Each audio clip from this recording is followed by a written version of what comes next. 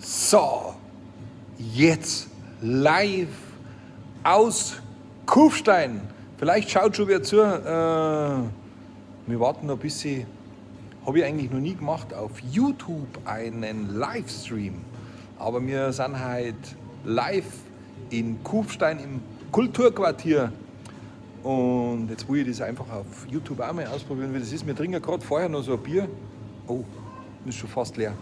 Oh, oh. Und ich zeige euch das jetzt mal. Also, jetzt sind schon welche da. Hier die ersten zwei schauen schon zu. Schau her. 7, jetzt plätschern es langsam rein. Wir warten noch ein bisschen. Genau, wir sind heute im schönen Kufstein. Österreich Premiere vom neuen Programm Zeitmillionär. Natürlich mit dem Bumsinger Sepp und mit mir, meiner Wenigkeit. Und jetzt ist dann gleich Einlass. Und wir spielen heute im Kulturquartier in Kufstein, Österreich Premiere, Zeitmillionär. Und ich zeige euch das jetzt mal ganz kurz, wie das da so ausschaut. Schau her, da oben, da war ich gerade schon im Fernseher drin gewesen.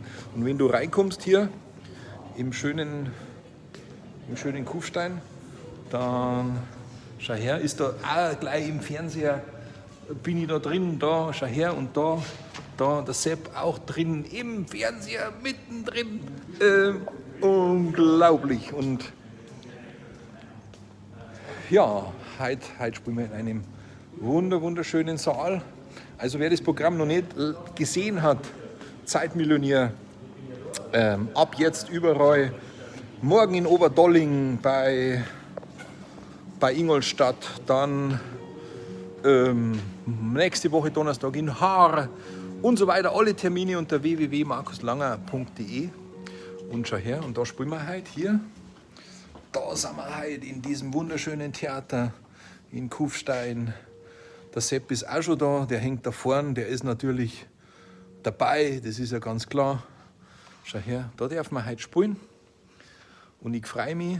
Und um 20 Uhr geht's los, jetzt ist gleich Einlass. Ja, und so ist es. Ja, schön, dass alle dabei wart und schön, dass alle zuschaut.